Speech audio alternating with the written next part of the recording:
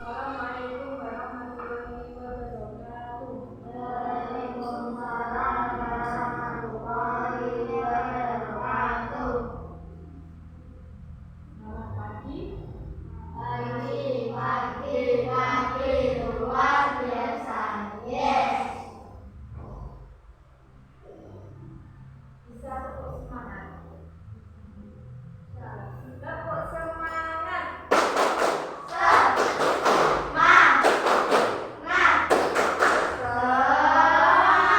Kami waktunya berdoa. Siapa ketua kelasnya supaya dipilih?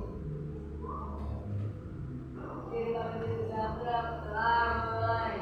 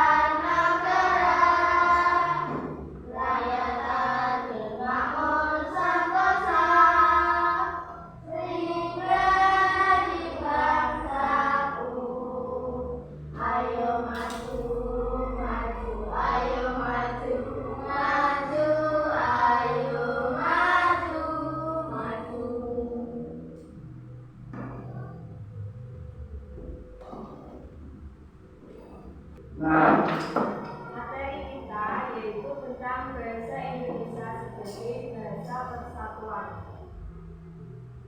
Ada yang tahu bahasa Indonesia itu bahasa untuk bangsa apa? Bahasa Indonesia itu adalah bahasa yang digunakan kita sebagai warga negara Indonesia.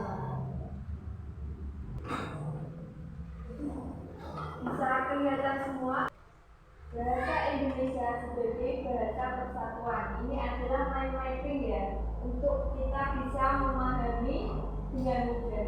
Selain kita membaca buku, kita membuat kesimpulannya dengan cara mind mapping seperti ini. Bahasa Indonesia sebagai bahasa persatuan. Yang pertama yaitu adanya Sumpah Pemuda. Sumpah Pemuda itu terjadi pada tanggal berapa ya? Dia tahu? Lupa. Tanggal 28 Oktober 1928. Ada yang tahu isi dari Sumpah Pemuda? Isinya bunyi Sumpah Pemuda yaitu kami putra dan putri Indonesia mengaku bertumpah darah satu tanah air Indonesia. Yang kedua, kami putra putri Indonesia mengaku berbangsa satu bangsa Indonesia. Yang ketiga, kami putra putri Indonesia menjunjung bahasa persatuan bahasa Indonesia. Nilai dari Sumpah Pemuda yaitu satu nusa, satu bangsa, satu bahasa. Itu bahasanya Indonesia. Slogan bahasa yaitu mengutamakan bahasa Indonesia. Jadi yang diutamakan itu bahasa Indonesia. Setelah itu melestarikan bahasa daerah. Kalau bahasa daerah kita bahasa Jawa.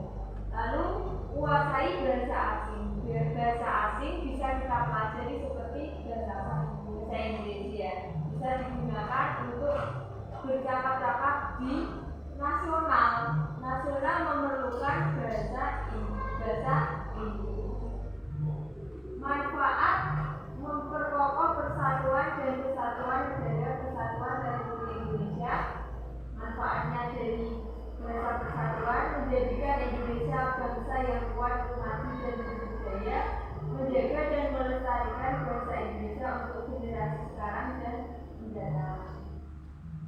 Bahasa Indonesia juga sebagai alat pemersatu bangsa, yaitu mempererat persaudaraan kekeluargaan, membina kerukunan hidup dalam bermasyarakat, berbangsa dan bernegara. Yang ketiga, menumbuhkan kesadaran bahwa Indonesia adalah satu kesatuan. Peran bahasa Indonesia yaitu sebagai identitas nasional. Bahasa Indonesia adalah ciri khas bangsa Indonesia, menunjukkan jati diri dan kebanggaan nasional, harus dibina dan dikembangkan agar bersih dari pengaruh bahasa lain. Jadi kita tetap menggunakan bahasa Indonesia. Lalu kalau bahasa daerah kita juga bisa digunakan. Kalau bahasa asing juga bisa dipelajari untuk kehidupan sehari-hari. Oke. Nanti setelah ini saya berikan supaya membuat mind mapping ya, tapi buat rumah.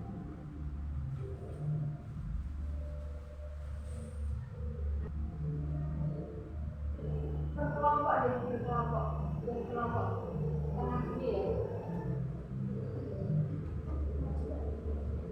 Nanti yang maju coba dulu.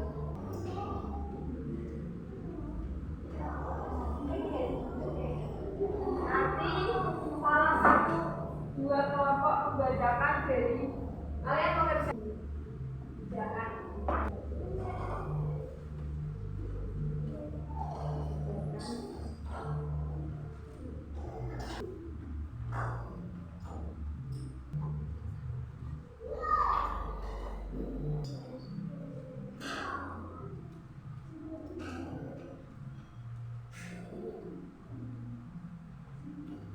Kalau nanti sudah selesai, kalian bisa dibacakan salah satu atau dua kelompok saja membacakan di depan ya.